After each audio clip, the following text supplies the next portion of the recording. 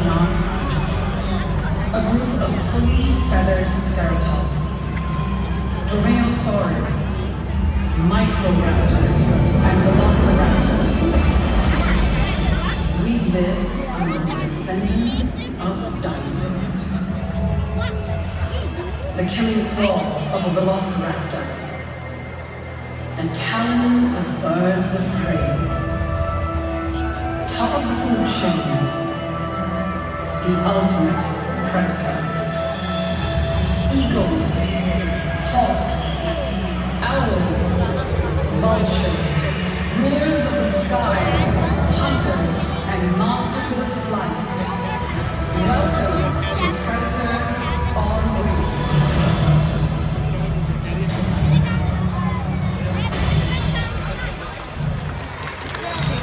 Hello, and a very good morning, ladies and gentlemen, boys and girls. How is everyone feeling today? Feeling good? Great. By the way, my name is Dee and I am a raptor ranger. My buddy Shovel and I are passionate in understanding and protecting birds of prey. And as raptor rangers, we conduct rescue and release efforts, also help to take care of the birds here. And today we are going to introduce to you some of our favorite predators on wing. So, to start it off, let's meet one of our veterans on the show. Let's welcome Susie, our American eagle. Oh, very eager. Now, Susie here is a female and all female raptors are larger and heavier than the male. And she is no exception. By the way, Susie here has been with us for almost 26 years. Her big and talons are huge, making her an unmatched huntress.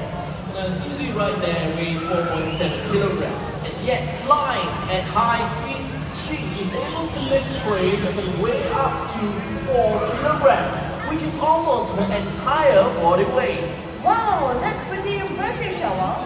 But here's another interesting fact about bald eagles. They build really huge nests. It can go up to 10 feet wide. If you're wondering how big is 10 feet, I'm going to take this carcass as a marker and I'm going to work it out. And that should be about 10 feet wide. And also, it can go up to 20 feet tall. That's almost 4 times my height. A pretty big nest, Shovel. Yes, indeed, a very big nest for a very big eagle indeed. And you know what Susie has done well? Let's give a big round of applause.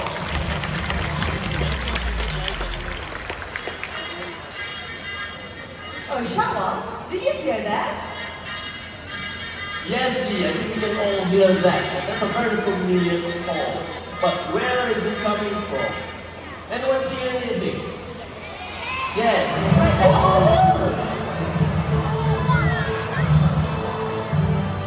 Wow, that's Nelson, our white-bellied sea eagle. Well, they can be found in Southeast Asia, and one of the few raptors is found right here in Singapore. White-bellied sea eagles have rough undersides on their feet, which help them to grip on the slippery and struggling prey, just like fish and even snails. In fact, they specialize in hunting venomous sea snakes. Ooh, speaking of sea snakes, I have a replica of such prey right here with me. Here we go! Whoa!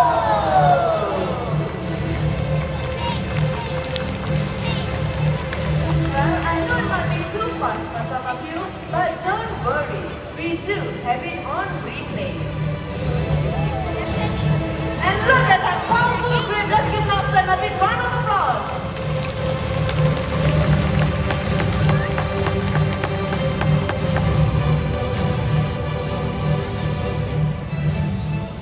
That is exactly why the white-bellied sea eagle is one of my favorite birds of prey to spot in the skies of Singapore.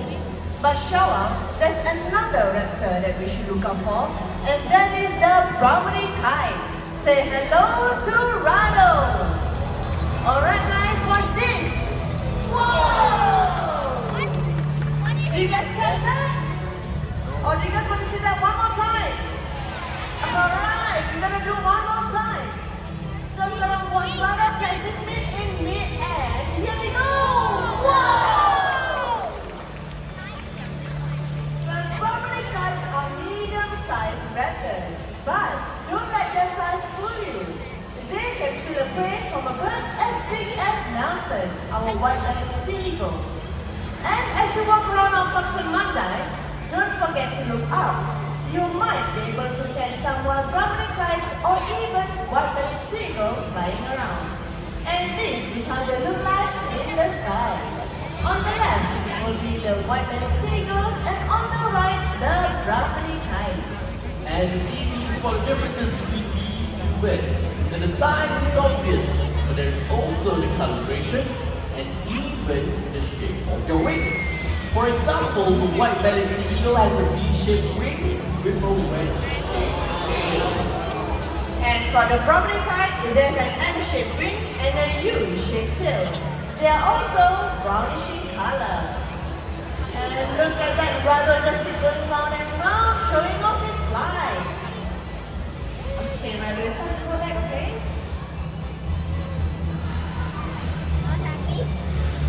Okay, looks like Rado here just wants to stay on the stage and just want to show off his skills. Okay, Rado, it's time to go back to your trainer. Look at that, very excited, huh? Okay, let's give a big round of applause to Rado. Ladies and gentlemen, we're talking about raptors each year. About 2 million raptors migrate during the winter from their breeding grounds in Europe and Asia, flying to as far as Africa. It is a perilous journey and thousands never make it to their destination.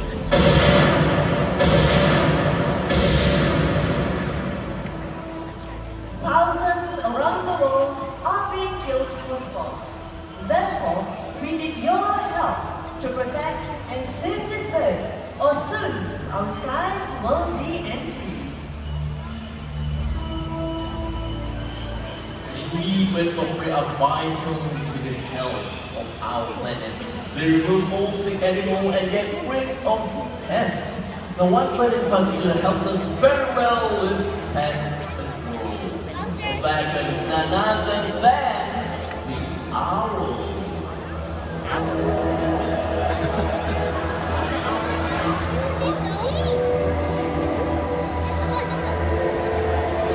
And right there we have Maya, our Malay fish owl. And the rodents that these birds hunt for never hear them coming, because owls are masters of silent flight. Now, Shower, talking about silent flight, we have another Malay fish owl right up there, and that is Latif. So let us find out how silent an owl's flight can be. And in order for us to do that, I want everyone to remain seated and be as quiet as possible.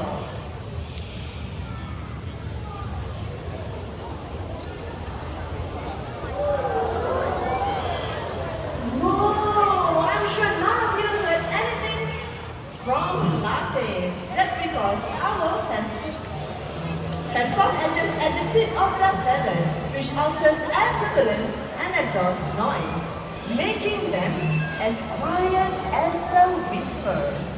They also have incredible eyesight and binocular vision, just like us. That's right. Now, talking about eyes, the colors of their eyes tell us when they tend to hunt. Now, owls with yellow colored eyes and Latif with Maya, well, they hunt during the day. Orange eyes because they like to hunt during sunrise and sunset. And owls with black colored eyes, well, they love to hunt during the night. Right, everyone, let's have one last look at our lovely owls as they head back to their trainers. Okay, ladies and gentlemen, let's give it up for Latif and Maya, our lovely lady owls.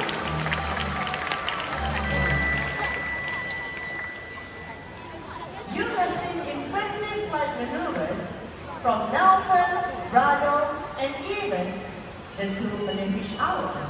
But did you know that some birds of prey prefer to take a stroll instead of flying? So Shawan here is setting up the stage for our next raptor.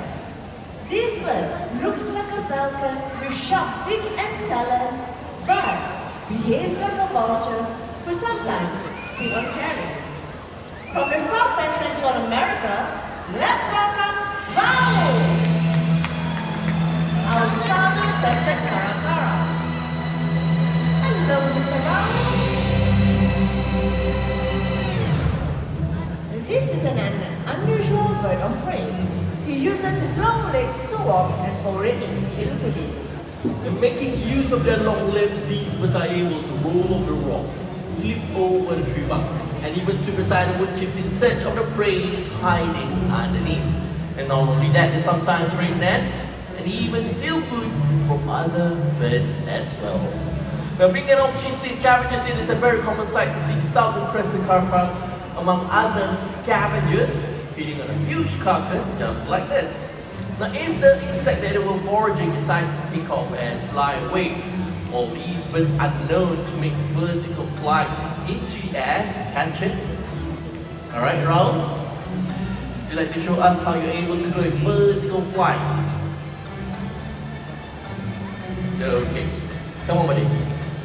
Right, this way. Here we go. 1, 2, and 3. Shawan, I'm sure Raul can do better. Better. Okay, let's try it. Okay. So, Raul, 1, 2, 3. Oh, Wow. nice! But you know what, Shawan? That looks like fun. Can I give that a try? Go ahead, dude. Alright, Raul. Hello, Mr. Raul, right in front of me. Okay, on the count of 3, okay? We're gonna jump up high. 1, 2, 3, and up we go!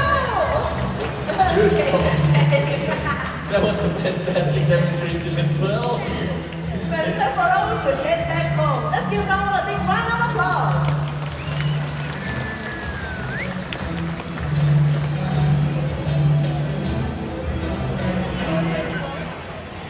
Southern crested caracaras aren't strong enough to grip open carcasses. Therefore, there is some bird friends to help them crucify bird first. Bird friends like vultures. However, vultures are widely misunderstood birds. When you see them on TV, they are portrayed as evil, circling around the skies with ominous music and a sense of impending doom. But we are here to tell you the real story. Vultures are nature's cleanup crew. They use columns of air to fly and glide as they search for the animals, using their sense of sight and smell. The vultures help to prevent the spread of contagious diseases. And with that, let's welcome our very first vulture, Zina, the Turkey Vulture.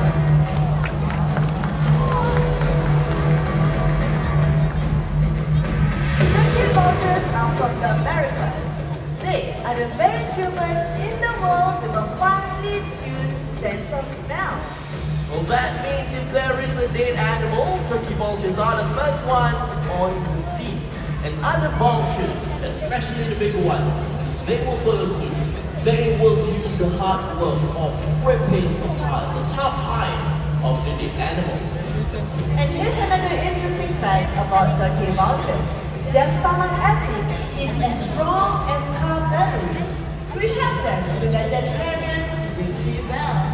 And it looks like Zina has done a wonderful job. It's time for Zina to get back to her trainer.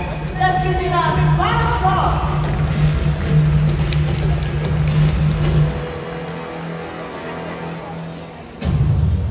Ladies and gentlemen, boys and girls, take a look at the screen.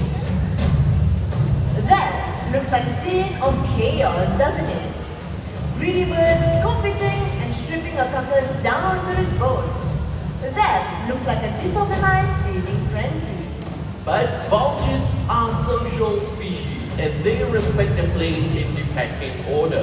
When vultures gather, there is a feeding protocol. So let's meet our very first guest at the feast, our African white-bellied vulture.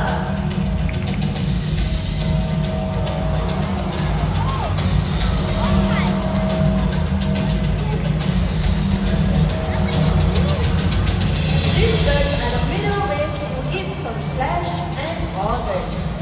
They are sociable but yet aggressive feeders. Once the carcass is found, they will wait nearby before beginning to feast. But once they get going, about 100 birds will gather for meals and strip the carcass down to its bones in less than 10 minutes. Once widely found across Africa, they are now critically endangered. Shawa, Yes, I think we have 2 more scavengers to showcase. that's right, 2 more scavengers. Alright, let's welcome our marvelous sons from Africa.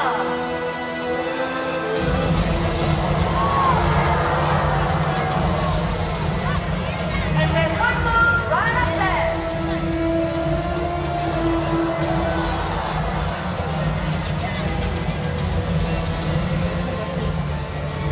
These birds have dagger-like beak and a stern, open face. Being scavengers, they're able to cooperate and coexist well with the vultures, especially during the big feast. So ladies and gentlemen, about 11 species of vultures in Africa clean up to 70% of the continent's area.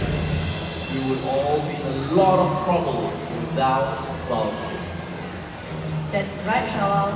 But all over the world, we are losing these amazing birds to many reasons. Deforestation, electrocution, poison carcasses, and even superstitious beliefs.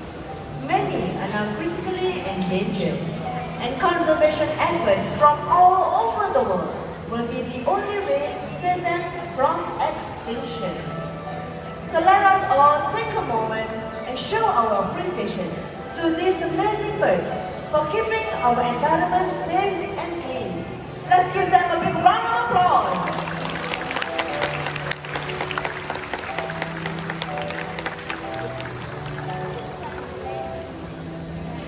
Well, today we met raptors and scavengers, these kings of the skies and walkers of our earth, are a part of our ecosystem, part of our planet. But if we lose them, we lose a part of our family. So thank you for coming today, and let us all live in harmony with all predators on wings.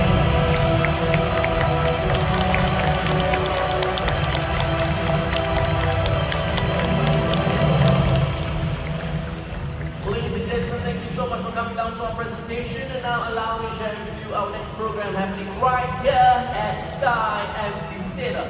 Now, if you're keen to watch hornbills, macaws, parrots, or even pelicans in action, a totally different presentation, well, do head back here for the Wings of the World happening at 12:30 p.m. Right, so don't miss that. Wings of the World happening right here at 12:30 p.m. Right, so ladies and gentlemen, you have been great audience. I hope you enjoyed it right here in my paradise. Thank you and goodbye.